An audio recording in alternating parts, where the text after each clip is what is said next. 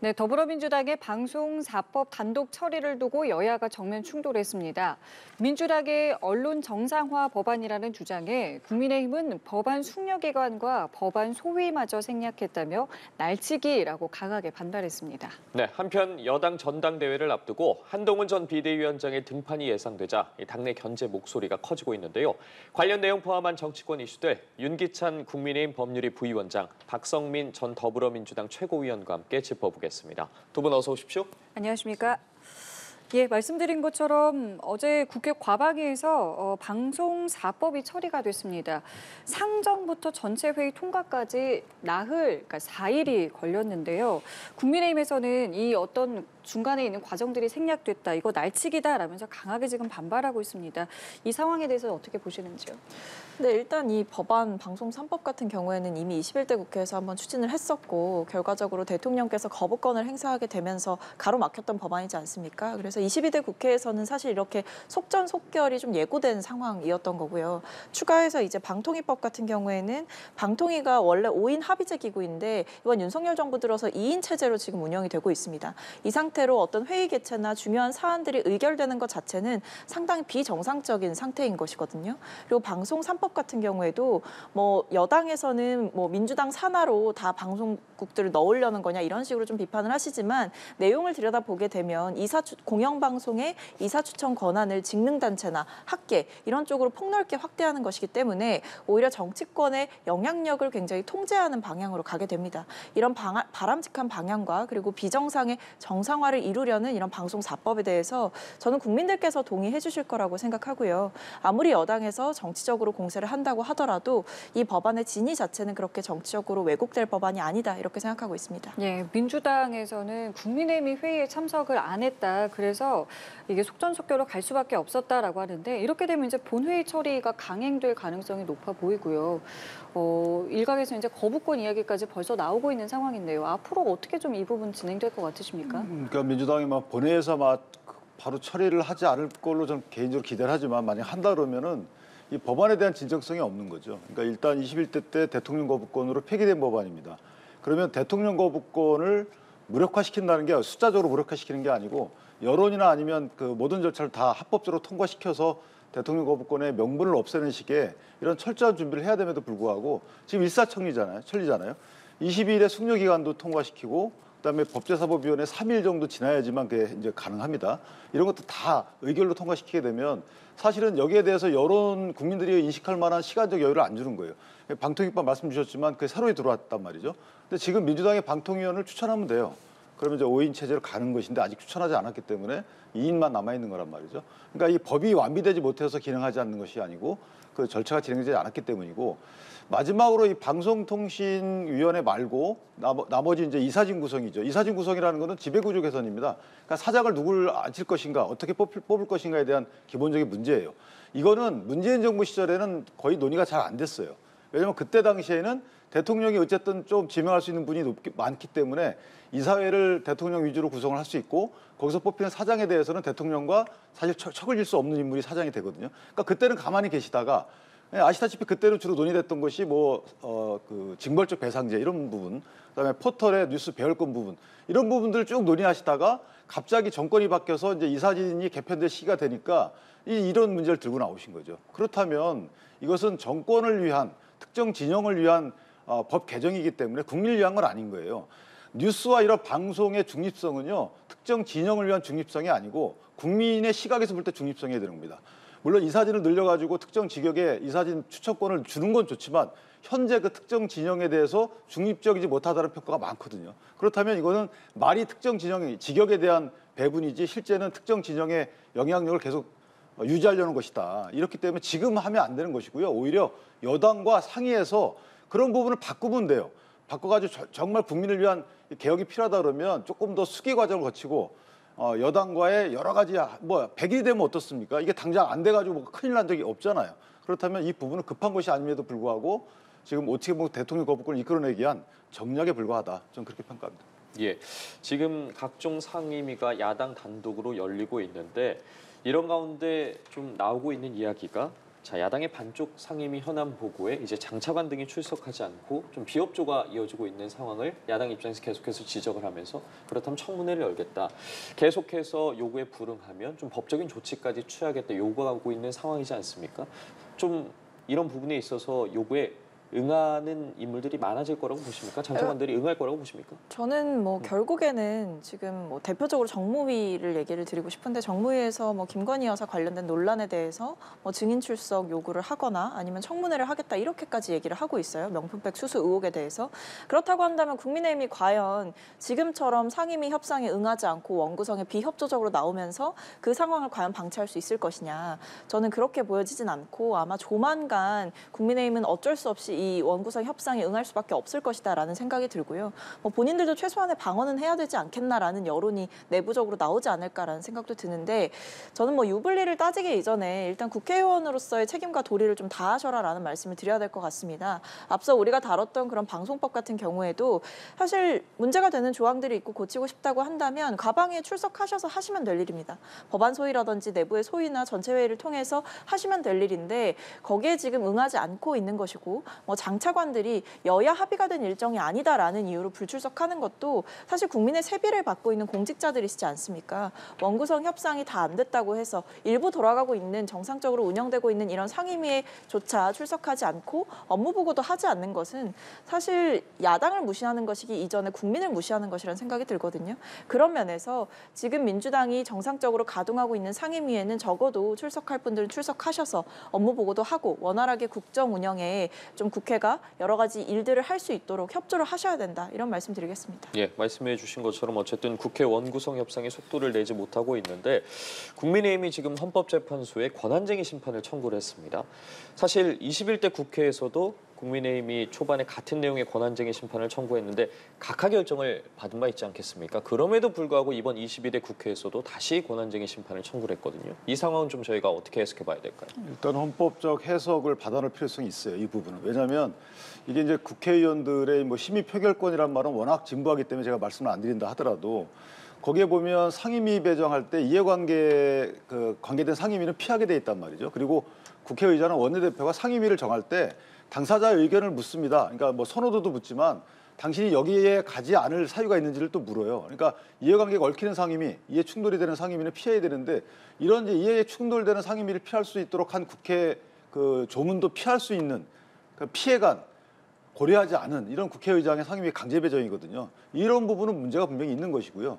또 하나는 이전에 권한쟁의 심판에서 이게 각하됐지만 그때는 각하된 이유가 몇 가지가 있는데 첫 번째는 원내대표가 당사자가 아니라는 겁니다. 국회의원만 당사자인 거고 원내대표는 아니라는 거고 두 번째는 이미 그 이후에 저희가 상임위 개의안을 냈기 때문에 네. 이미 분쟁이 종료가 됐다라는 거예요. 그리고 마지막에 이제 헌재가 이런 말을 합니다. 현재 이런 사태가 다시 반복될 거라고 상정하기 어렵다. 그러니까 이런 사태가 다시 반복될 거라고 상정하기 어렵다. 근데 반복됐잖아요. 두 번째 설령 반복된다 하더라도 똑같은 판단을 받을 거라고 보지 않는다. 왜냐하면 당사자가 다르고 헌재 재판관이 다르기 때문에 예. 지금 내가 판단하지 않겠다는 건데 지금 상황이 똑같아졌잖아요. 그리고 이거는 헌법의 해석을 해놓을 필요가 있기 때문에 저는 이게 심판의 이익이 있을 수도 있다라고 보고요. 따라서 이전에 3년 만에 각하 판결을 난 걸 그대로 답습하지 않을 가능성도 있기 때문에 이번에는 분명히 심판의 이익이 있다. 다시 말씀드리면 네. 만약에 지금 저희가 원 구성 협상이 타결돼요. 네. 그래가지고 권한쟁의 상태가 종결된다 하더라도 분명히 헌법 해석의 필요성은 존재하기 때문에 이거는 심판의 이익이 있다고 판단될 가능성이 크다. 이렇게 봅니다. 한번 받아봐야 된다라는 말씀이신데 지금 말씀 중에 들어온 저희 기자가 취재한 내용이 좀 들어왔는데요.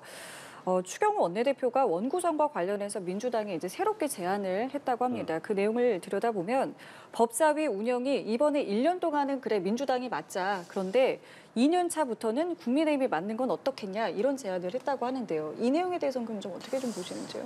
네, 뭐 이게 사실은 기한을 이렇게 거신 거잖아요. 기한을 조건으로 제시를 하신 건데 사실상 이거는 저는 어느 정도 국민의힘이 숙이고 들어오는 것이다라는 생각이 드는데 어쨌든 그동안은 굉장히 강경했단 말이죠. 법사위 사수, 뭐 운영위 사수 이런 입장이었는데 여기서 한 발 더 나아간 것을 보면 이 내부의 기류가 좀 심상치 않았던 게 아닌가라는 생각이 듭니다. 국민의힘 내부에서도 이렇게 그냥 그냥 밖에서 특위 구성하고 특위로 활동하고 이럴 게 아니라 여당이기 때문에 국회 안에서 활동을 해야 된다 이런 비판이 분명히 있었을 걸로 보여지고 그 책임감을 안고 있는 원내대표 입장에서는 한 발 더 이제 좀 뒤로 물러서서 제안을 할 수밖에 없었겠다라는 생각이 드는데 저는 일단 이거를 2년 차에는 국민의힘이 맞도록 하자라고 하는 이 시안을 거는 것 자체가 지금 상태에서는 무의미한 게 야당이 이것을 가져가겠다고 한 이유는 운영위 같은 경우에는 대통령 부부의 의혹을 검증할 것들이 너무나 많기 때문이고 법사위 같은 경우도 21대 국회에서 법사위 운영을 했던 국민의힘의 행태를 봤기 때문입니다.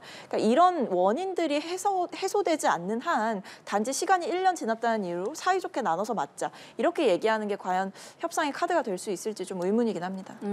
우원식 의장 같은 경우에도 이번 주 안에 여야가 좀 합의를 하는 게 어떻겠냐라고 했고 뭐 일각 보도에 따르면은 국민의힘 안에서도 7개 상임위라도 우리가 받는 게 어떠냐라는 일각의 목소리가 있다는 얘기도 들었습니다.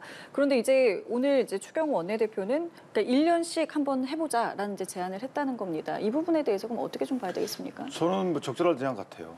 왜냐하면 이게 저희가 운영위와 이제 법사위는 사실은 현재 국민의힘이 맡아야 되는 거잖아요. 관례적으로 보면 거기서 이제 뺏긴 거잖아요. 뺏긴 거기 때문에 찾아와야 되는 거지만 어쨌든 양보해가지고 1년씩 나눠 갖자라는 건 합리적인 아니고 이렇게 했던 적도 있어요. 예. 그러니까 이전의 관례를 또다시 들춰내서 이렇게까지 양보를 했으면 이걸 이제 민주당이 받아야 되는 거고요. 만약에 추경호 원내대표가 이런 제안을 했음에도 불구하고 안 받는다. 그러면 18개 상임위원 다 가져가라고 그다음에 나오겠죠. 그다음에는 이제 그렇게 돌아가는 건데 제가 볼 때는 18개 상임위를 갖고 간 이후에 정치적 상황이 민주당이 좋아진 적이 없어요. 그리고 또 하나는 자, 좋아지고 안 좋아지고를 떠나서 국회 운영이라는 거는 기본적인 룰이잖아요. 네. 이 형식은. 그러니까 만약에 그 상임위원 내에서 어떻게 운영할지는 다수결로 하면 돼요. 그야말로. 뭐 안건 조정이 이런 것들 다 거쳐서 다수결로 하면 되지만 이런 기본적인 툴을 만드는 거, 그릇을 만드는 부분은 이거 다수결로 하면 안 되는 거죠. 이 규정에도 보면요. 저희가 11대 7로 한 이유가 그 의석수 비율대로 구분하는 거잖아요. 네. 그러면 의석수 비율대로 운영위원장도 가져야 되고 그 운영위원장을 선정하는 부분도 상의를 해야 되는 게 맞는 거죠. 이게 합리적인 거죠. 예, 알겠습니다. 알겠습니다. 아직 뭐 민주당의 반응이 들어오진 않았으니까요. 반응이 들어온 대로 또 전해드리도록 하겠습니다. 예, 이번엔 좀 여당 내 상황도 좀 살펴보도록 하겠습니다. 지금 전당대회를 이제 앞두고 나서 유력한 당권 주자들이 움직임을 보이고 있는데 지금 나경원 의원 또 한동훈 전 비대위원장의 출마가 임박한 것으로 보입니다. 뭐 나경원 의원 같은 경우에도 조만간 뭐 출마 의사를 밝힐 것 같다 이런 일부 보도들이 나오고 있는 상황인데 이에 당내에서 이제 한동훈 전 비대위원장에 대한 견제라고 해야 될까요? 계속해서 인사들의 발언들이 나오고 있는 상황에 대해서 좀 어떻게 보고 계세요? 그러니까 일단은 한동훈 전 비대위원장의 거의 독주 체제는 맞는 것 같고요. 뭐 특히 뭐 여론상의 흐름이라든지 지지층들 사이에서도 굉장히 좀 소구력이 있는 상태인 것 같다라는 생각이 드는데 이게 좀 지켜봐야 될 게 생각보다 나경원 의원의 대세론이 좀 강화되고 있는 흐름은 포착되는 것 같습니다. 실제로 이제 친윤계의 표심이 어디로 갈 거냐가 굉장히 주목을 받았던 이유가 결국에 이번 전당대회에서 비윤이라는 이름을 달고 나오는 소위 말하는 친윤 프리미엄이 완전히 사라진 채로 이 전당대회를 치르게 되면 비윤 후보들의 각축전이 될 수 있다. 그렇기 때문에 오히려 목소리는 별로 힘이 없지만 뭉쳐있는 그런 친윤 세력들의 조직표가 어디로 갈 거냐, 이걸 누가 수렴해 갈 거냐라는 게 주목을 받았잖아요. 저는 그런 의미에서 나경원 그 의원의 행방이 상당히 이쪽과 연관이 될 가능성이 높다. 그러니까 친윤 세력의 지지를 받을 사람이 아마 나경원 의원이 되지 않을까라는 생각이 들고요. 소위 말하는 한동훈 대항마로서 나경원 의원이 등판을 하게 된다면 1대1 구도가 형성될 수도 있겠다라는 예상이 가능한 것 같습니다. 예, 지금 친윤계에서는 어쨌든 한 전 비대위원장에 대해서 원외 당대표의 한계를 계속해서 지적하고 있는 상황인데 오늘 국민의힘이 전대로의 개정을 마무리할 것으로 보입니다. 국민 여론 20%를 반영하는 내용 등의 개정을 마무리할 것으로 보이는데 두 사람의 등판과 이러한 전당대회 룰 개정, 전대 레이스에 좀 어떤 영향을 미칠 거라고 보세요? 그래서 룰 자체는 이제 10%가 줄은 거죠. 국민 여론조사 반영 비율이. 룰이 특별히 영향을 미친다고 전 보지 않고요. 다만 이제 주자의 면면이죠. 그러니까 나경원 의원 대 한동훈 전 비대위원장의 이 대결 구도에 제3자가 누가 같이 출마하느냐. 예를 들면 김재섭 의원이 출마하게 되면 이 김재섭 의원이 흡수하는 표가 어느 쪽에서 오느냐의 문제인 거고 그다음에 김재섭 의원이 당선될 수도 있겠지만 안 될 가능성이 지금은 좀 있잖아요. 보다. 그렇다면 김재섭 의원이 만약에 결선 투표에 어느 분 쪽으로 힘을 실어줄 것인지에 대한 이런 이제 이 역학관계가 어떻게 반영될지가 문제인데 문제는 뭐냐면 저는 지금 친윤이냐 아니냐의 문제는 아닌 것 같고 한동훈 대 뭐 그 대항 세력의 예. 관계 요 정도의 이제 전대 구도인데 한동훈 그 비대위원장이 대통령과의 관계 개선을 어떻게 얘기하면서 출마 선언을 할지가 문제예요. 그건 분명히 물어볼 거거든요. 대통령과 관계 설정을 어떻게 할지 뭐 돌려서 물어보든지. 그럼 거기서 만약에 대통령과 각을 세운다는 취지의 말을 하게 되면 이것이 또 변수가 될 수 있어요. 지금 대통령 임기가 근 3년 남았는데 그동안에 당대표와 대통령과의 갈등으로 인해서 당이 상당히 지리멸렬했던 지난번의 경험이 있잖아요. 이준석 당대표. 그러니까 이준석 당대표 시의 우려를 다시 한동훈 전 비대위원장이 재현할 수 있다라는 당내 일각의 우려를 어떻게 불식시키느냐. 저는 이 부분이 전당대회 큰 아마 주요 관심사일 수 있다 이렇게 봅니다. 출마 선언 내용을 좀 들어봐야 된다는 말씀이신 거고 이번엔 민주당 이야기로 좀 넘어가 보겠습니다. 이재명 대표가 그 언론을 검찰 애완견이라고 이제 표현을 한 부분에 대해서 입장을 좀 표명을 했습니다. 이게 해당 발언이 일부 법조 기자의 행태를 이제 지적한 것이다. 언론 전체를 비판한 거라면은 오해고 유감이다라고 이야기를 했는데요. 입장 표명을 한 배경에 대해서 좀 개인적으로 어떻게 보세요? 두 가지가 있는 것 같은데요. 일단은 전체 언론과의 대립각을 강화시키는 방식이 지금 국면에서 뭐 좋지 않다라는 판단이 있었던 것 같습니다. 그리고 방금 앵커께서 짚어주신 대로 전체 언론을 뭐 겨냥한 발언이 아니었다라는 본인의 진위를 한 번 더 설명하시고자 하셨던 것 같고요. 근데 또 한편으로는 이게 겉으로는 언론을 정면으로 비판했던 모양새였지만 사실 진위는 저는 검찰을 더 비판했던 것이라고 생각을 하거든요. 그러니까 검찰이 잘못된 정보를 흘리고 그 정보를 어떻게 보면 일부 기자들이 좀 받아쓰는 그런 형태가 되는 것에 대한 지적은 결국 검찰의 정치적인 모습들에 대한 비판이었던 것이죠. 아마 그런 본인의 진위가 좀 왜곡되고 또는 논란이 커지고 아무래도 언론인들 사이에선 당연히 반발이 나올 수밖에 없는 상황이기 때문에 이런 갈등 국면이 강화되는 것 자체가 좀 부담스럽다. 그리고 이 논란이 커지는 것 자체를 좀 차단하는 방식으로 이 논란은 여기서 종결한다. 이런 의미가 좀 담겨 있는 것으로 보입니다. 이재명 대표의 이런 발언과 관련해서 그리고 양문석 의원은 이제 또 다른 이제 이것을 두둔하는 이제 좀 더 이제 강한 발언을 내놨는데요. 관련해서 개혁신당에서는 윤리특위 징계를 해야 된다라는 이제 요구까지 했습니다. 이 지금의 어떤 이 과정들 좀 어떻게 보고 계시는지요? 사실 뭐 징계감이라고 저도 생각을 해요. 근데 물론 이제 그러니까 그렇게 징계가 되겠습니까만은 어쨌든 뭔가 국회 자체 내에 기준이 있어야 되는 거죠. 이 정도 하면은 징계 절차에 회부가 된다. 뭐 그런 걸 보여주는 개혁신당이 좋지라고 보고요. 이재명 당대표께서 저렇게 말씀 주셨지만 사실 저는 무소불위의 본인의 위치에 대한 자각이었다라고 생각을 합니다. 내가 이렇게 얘기하면 다 되는 거겠지라고 그렇게 아마 인지하에 얘기를 하셨을 거예요. 왜냐하면 저거는 박채구 의원님 말씀처럼 검찰에 대한 그 내심의 불만도 있겠지만 법원이 판결 나온 뒤였잖아요. 그러니까 검찰이 기소한 것만 갖고 말씀하신 게 아니고 말씀의 대다수는 사실 재판부에 대해서 한 말이에요. 그러니까 재판부가 판결한 내용을 기자분들이 썼는데 이거를 저렇게 비판한 거거든요. 그렇다면 거꾸로 얘기하면 기자분들에 대한 비판도 되고 재판부에 대한 비판도 되는 거예요. 그러니까 결국 국회 내의 다수당이 사법부, 언론, 행정부 모든 부분을 다 좌지우지하고 무시하는 거예요. 자, 이런 기본적인 문제의식이 있는 거고 여기에 대해서 아마 당내 일각에서도 이거 조금 너무 나갔다라고 하신 말씀이 있는 거고요. 본인이 후퇴 안 하셨습니다. 유감 표명하셨지만 본인은 전체 언론에 대한 게 아니고 일부 언론에 대한 것인데 이걸 마치 전체 언론으로 몰아간 거기에 대해서도 유감 표명하셨어요. 그러니까 이게 결국은 이제 언론도 나눠서 하시려고 하는 건데 갈라치기를 하시는 건데 사실은 저 부분은요 뭐 잘못된 편이 있었나요? 이재명 대표에 대한 여러 가지 보도 내용 중에 최근 보도 내용 중에 잘못된 게 없어요. 언론이 평가한 것도 없습니다. 그냥 재판부의 그 판결 설시 내용을 그대로 그냥 인용해서 한 거예요. 예를 들면 뭐 이전처럼 뭐 바이든 날리면 이렇게 해가지고 재판부도 해석 불가능하고 전문가도 해석 불가능한 거를 마치 진실이냐 보도했나요? 그다음에 집에 찾아가가지고 뭐 추궁하듯이 이렇게 취재해서 보도한 건가요? 그것도 아니잖아요. 함정 취재한 건가요? 그것도 아니잖아요. 그러니까 이런 식의 반대 진영에 대한 해서 불만을 섞일 만한 보도 내용에 대해서는 아무런 말씀 안 하시다가 본인에 대해서 재판부가 판결한 내용 자체를 그냥 드라이하게 보도했는데 저런 불만을 표시한다. 저는 무소불위의 인지의 발로다 이렇게 생각합니다. 근데 이게 그런 의도도 있었던 것 같아요. 이게 안부수 씨의 판결문에 판시된 내용을 또 언급을 하셨고 예. 그리고 뭐 국정원의 비밀 보고서 그러니까 쌍방울의 뭐 주가 조작의 의도가 좀 분석된 그런 보고서라든지 아니면 이 쌍방울의 증인 매수 의혹 이런 것들이 좀 본인의 혐의가 진짜 확정된 것처럼 다뤄지는 데 반해서 그런 이슈들은 오히려 잘 다뤄지지 않는다 이런 생각들이 있었기 때문에 저는 그 부분을 강조하려다 보니까 이제 조금 애완견이라는 표현까지 나오게 된 것 같습니다. 근데 그런 부분에 대해서 어쨌든 유감 표명을 하셨고 전체 언론을 겨냥한 게 아니다라고 진화를 하셨기 때문에 이 논란이 더 커지지 않게 이제 본인도 적절하게 처신을 하신 것이라 생각됩니다. 예. 제가 박철호 의원님 말씀에 한마디만 보태면 예. 저는 그게 가장 큰 문제라고 봐요. 왜냐하면 보도 내용 자체가 이게 불만이 있으면 말씀하실 수 있죠. 정정보도 청구하고 뭐 불만을 표현할 수가 있는데 왜 이건 취재 안 해라는 걸 말씀 주신 거잖아요. 안부수 판결문 왜 이건 취재 안 해? 왜 비교 분석 안 했어? 본인이 언론사 사장인가요? 편집장인가요? 아니잖아요. 이거는 보도 통제를 넘어서는 거예요. 그러니까 왜 이건 취재 안 했죠? 이렇게 불만을 표시하면서 단순히 그냥 애교성 있게 아쉬운 표현하신 게 아니고 애완견 표현을 하셨잖아요. 그럼 나의 애완견이 되는 건 괜찮고 왜 이걸 취재 안 했지? 자, 이런 거를 여태까지 정치인이 저렇게 한 적이 없어요. 된 보도 내용 자체에 대해서 문제 제기만 했지 왜 이건 취재 안 하고 저건 왜 취재했어라고 여기까지 나아가서 비판한 적이 없어요.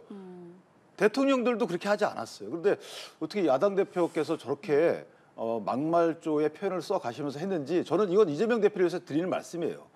여기서 조금 자중하셔야 된다고 봅니다. 예, 지금 이런 어쨌든 이재명 대표의 사법 리스크에 대해서 국민의힘도 공세 수위를 높이고 있는 상황입니다. 말을 빌리자면 지금 이재명의 사법 리스크가 삼권 분립, 의회, 또 정당, 민주주의 모두를 파괴하고 있다고 비판을 했는데 오늘 좀 일정을 보면 이재명 사법파괴 특별저지특위가 대법원을 방문해서 좀 신속한 수사, 재판을 촉구하기로 했는데 여당이 이런 공세에 대해서는 좀 어떻게 보고 계십니까?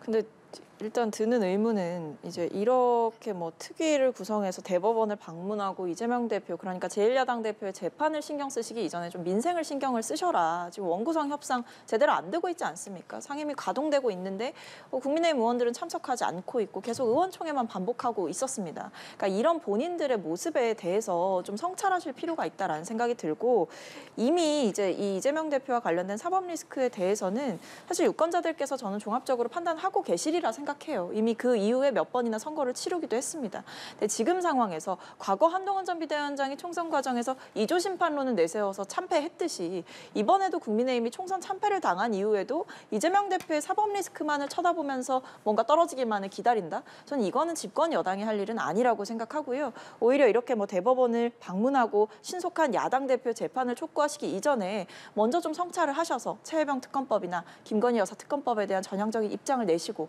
민생 법안 통과를 위해서 함께 협조하는 모습을 보이시는 것이 정의가 살아있는 모습을 보여주는 게 아닐까라고 생각합니다. 예, 반면에 민주당에서는 지금 대북 송금 사건을 수사한 검사 탄핵까지 추진 중이거든요. 이 부분에 대해서는 어떻게 생각하세요? 그러니까 거기에 대해서 균형추를 맞춰주는 역할을 하고자 아마 방문한 것 같아요. 그러니까 지금 사법부를 굉장히 압박하고 있잖아요. 좀 있으면 반사 탄핵까지 하겠다고 할 판입니다. 근데 검사 탄핵을 할 사유를 들여다보면 사실은 이화영 전 부지사 1심 판결에 증거 판단에 다 전제가 돼 있는 거예요.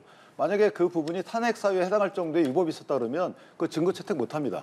임의성이 없는 증거가 되기 때문에 증거 판단에 증거를 적시 자체를 못해요. 그러니까 저 부분은 분명히 포함이 돼 있기 때문에 심각한 위법이 없다라고 아마 재판부가 판단했던 것 같고요. 또 하나는 이제 저희가 그 대법원을 찾아가고자 한 이유는 뭐냐면 이 재판이 너무 늦어져요. 그러니까 공직선거법 위반 재판 같은 경우에는 사실 6개월 내에 끝나야 되는데 이게 재작년도에 기소돼가지고 아직까지 진행되고 있어요. 그 배경이 뭐냐면 판사가 일부러 늦게 하는 건 아니고 이재명 대표께서 단식도 하시고요. 그다음에 국정감사에 가신다고 또 안 가시고 재판부를 기망한 거죠. 그리고 몇 번 연기하시고 이렇게 돼서 늘어지는 거예요. 또 증인 신청도 다 받아준단 말이죠. 자, 여기에 대해서 이거 증인 신청 해당 요건 사실을 증명하지 않는 증인 신청은 저 일반인 같으면 안 받아줍니다. 근데 유력인이기 때문에 받아주는 거예요. 그런 거 하지 말라는 겁니다. 그래서 그런 취지에 호소하고자 가는 거고 또 위증교사 이 부분도 마찬가지입니다. 위증한 사람이 내가 위증했다. 내 기억에 반해서 위증했다고 자백을 했어요. 그리고 그 자백한 사람의 취지에 맞는 녹취록과 녹음 파일이 나와 있어요. 뭐 더 이상 뭐가 필요한 거죠. 그런데 당시 KBS 근무했던 사람들 죄다 불러가지고 증인신문하고 있습니다. 자, 이런 재판 저 본 적이 없어요. 일반인 같으면 이런 재판 증인 채택하지 않습니다.